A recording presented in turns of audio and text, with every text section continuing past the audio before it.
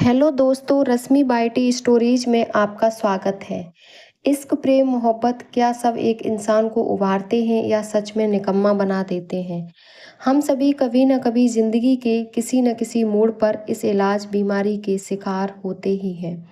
फिर भले ही सारी उम्र अपनी इस हरकत को कोसें कि क्यों यह आफत अपने गले बांध ली, मगर उस वक्त उस पल कितना मधुर और रोमांचक लग रहा होता है यह मुझे बताने की ज़रूरत नहीं, क्योंकि अब तक तो आप मन ही मन मुस्कुराते हुए खो गए होंगे अपने अतीत में। यह कहानी है कुआलालंपुर की है, जो मलेशिया की केवल राजधानी नहीं बल्कि उसकी धड़कन भी है। बेहद सलीके से बसा हुआ छोटा सा शहर है। गाड़ी लेकर अगर निकले तो 3 से 4 घंटे काफ़ी है पूरे शहर का चक्कर लगाने के लिए। पेट्रोनस ट्विन टावर के सामने वैसे तो बहुत सी बिल्डिंग्स हैं जहां आप और हम जैसे लोग रहते हैं, वैसे ही एक ऊंची सी बिल्डिंग के बड़े से घर में एक छोटी सी नहीं बल्कि बड़ी सी या फिर थोड़ी बुजुर्ग सी प्रेम कहानी जी रही थी, जिसने अपना सफ़र भारत से तय करना शुरू कर दिया था। खुली बाहें पसारे और साल भर एक जैसा मौसम और दिन में कम से कम एक बार बारिश का मज़ा देने वाला यह शहर, चाहे पर्यटक हो या प्रवासी, दोनों को ही अपनी मीठी भाषा में सलामत दतांग कहता है, यानी कि मलेशिया में आपका स्वागत है।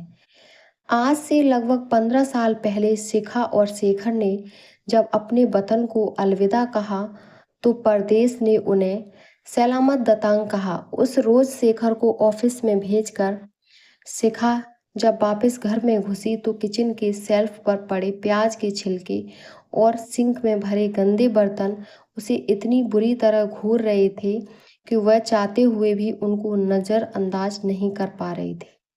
आराम को गुड बाय बोलकर अपने आलसी कदमों से थोड़ी और गुजारिश करते हुए उसने अपने कुर्ते की स्लीव्स को मोड़ा और किचन में घुस गई। एक प्रवासी स्त्री सबसे ज़्यादा अपने देश को तब मिस करती है जब उसको घर का सारा काम अकेले ही निपटाना पड़ता है। कहने का मतलब यह है कि वतन जैसे नौकर चाकर का सुख परदेश में कहाँ। भैया, यहाँ तो खुद ही घिसने पड़ेंगे भांडे बर्तन, नहीं तो सहो नखरे फिलिपिनो मेड के, वह भी उनके लंबे चौड़े खर्चे उठाने के बाद। अब यह सब शिखा के बस की बात नहीं थी, इसीलिए घर का सब काम वह खुद ही किया करते थे।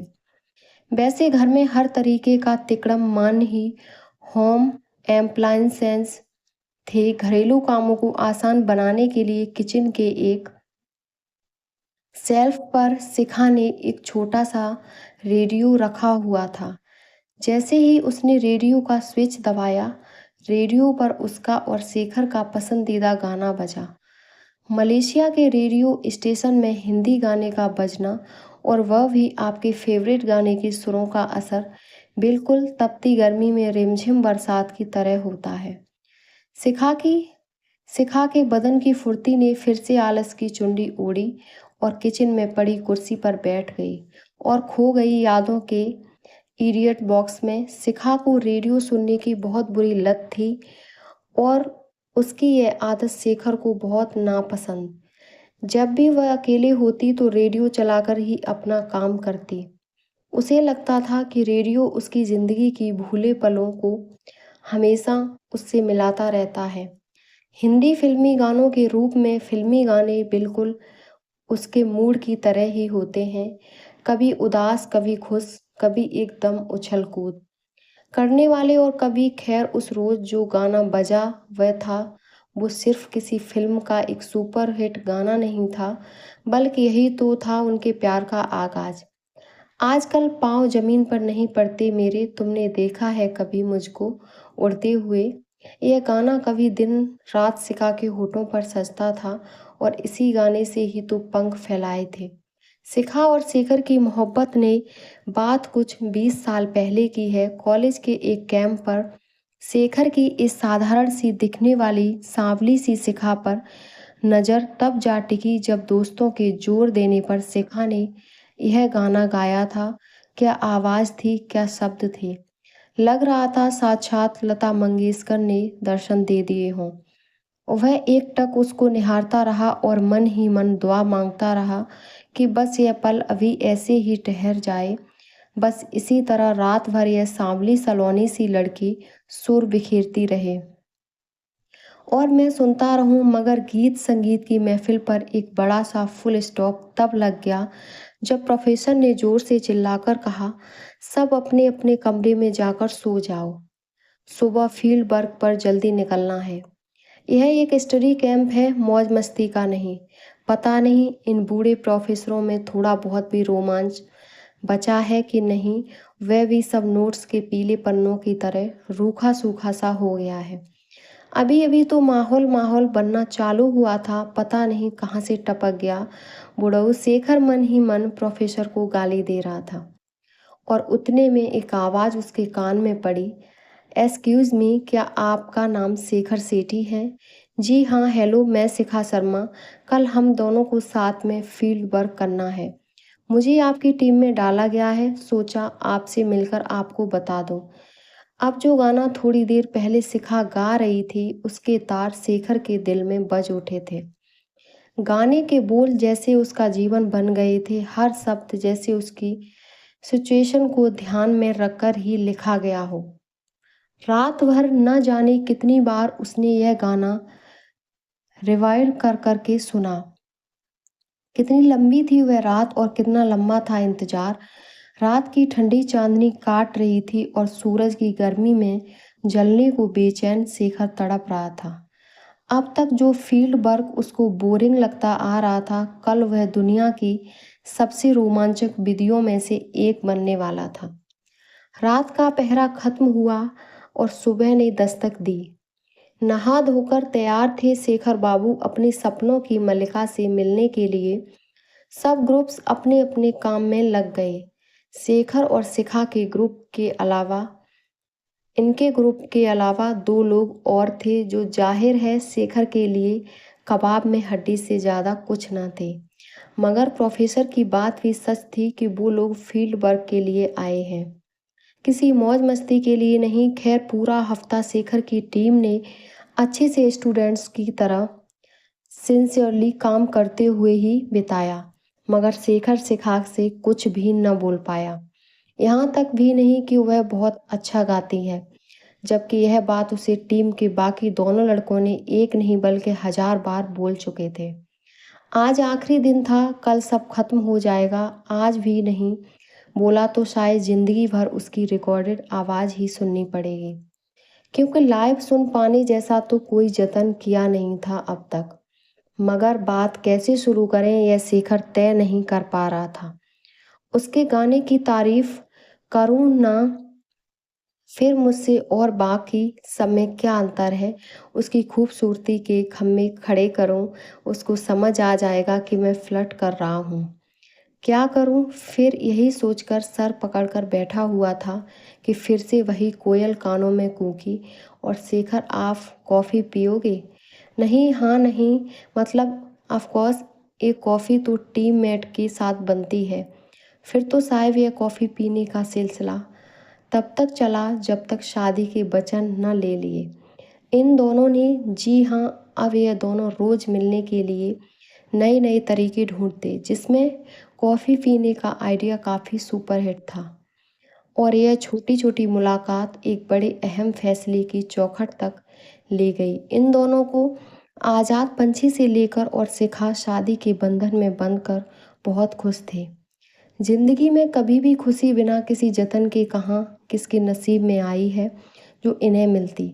शेखर का प्यार पाने के लिए शिखा ने अपना घर छोड़ा और अपनी शिखा और परिवार को हर सुख खरीद कर दे सके ऐसी तरक्की के लालच में शेखर को अपना देश छोड़ना पड़ा और अपनी पृष्ठभूमि से दूर मलेशिया में पिछले 15 सालों से ये दोनों अपना घरौंदा बसाए बैठे हैं।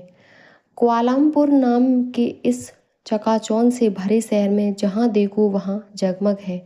ऊंची ऊंची इमारतें, साफ सुथरी सड़कें और ढेर सारा आराम, मगर फिर भी शिखा को काटता था यह सुख चैन, क्योंकि इसमें फुर्सत के वह पल कहाँ थे जो भीड़ भाड़ वाले मुंबई की लोकल ट्रेन में शिखा ने शेखर के साथ बिताए थे।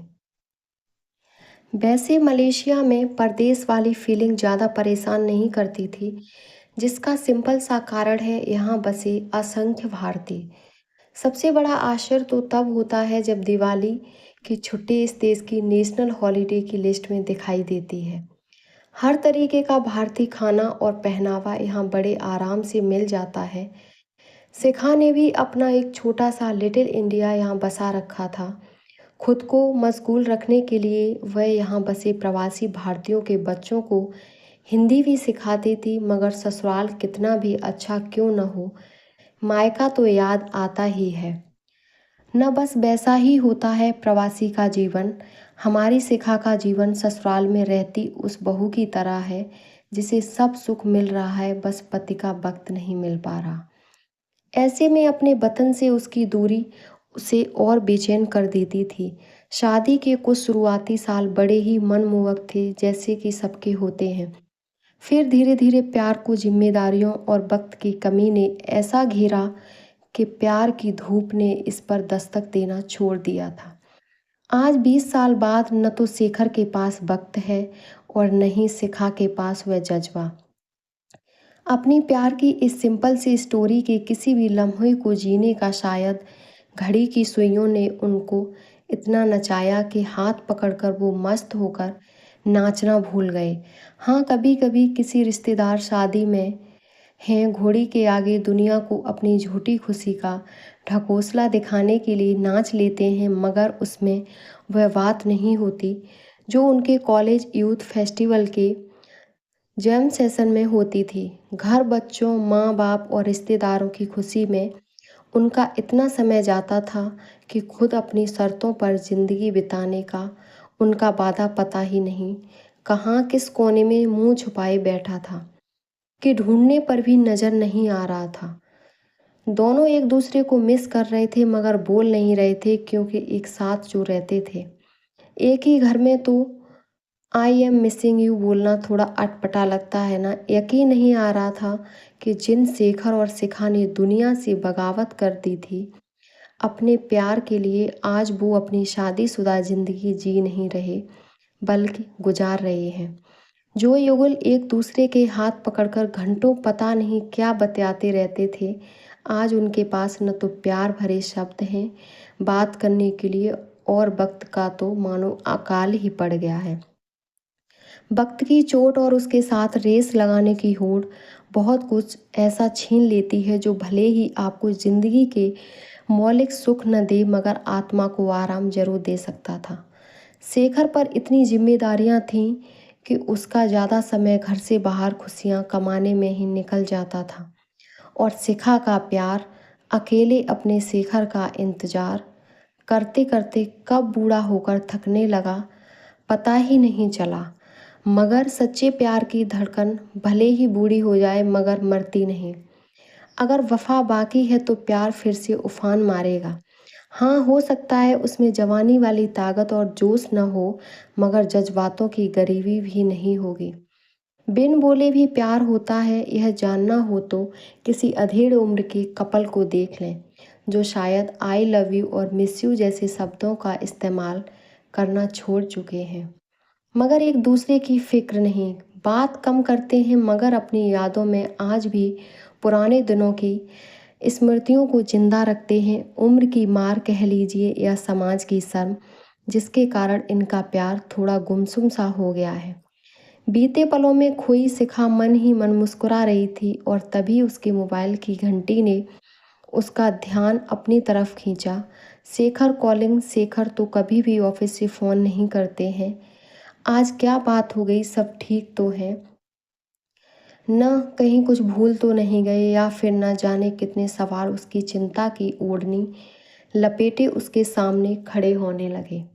शिखा ने फ़ोन उठाया और बोला, सब ठीक तो है ना शेखर। दूसरी तरफ से कोई आवाज़ नहीं आ रही थी, मगर बैकग्राउंड में दोनों तरफ गाने की आखिरी लाइन बज रही थी, थम लेना जो देखो मुझे उड़ते हुए, आजकल पाँव ज़मीन पर नहीं पड़ते मेरे, तुमने देखा है कभी मुझको उड़ते हुए।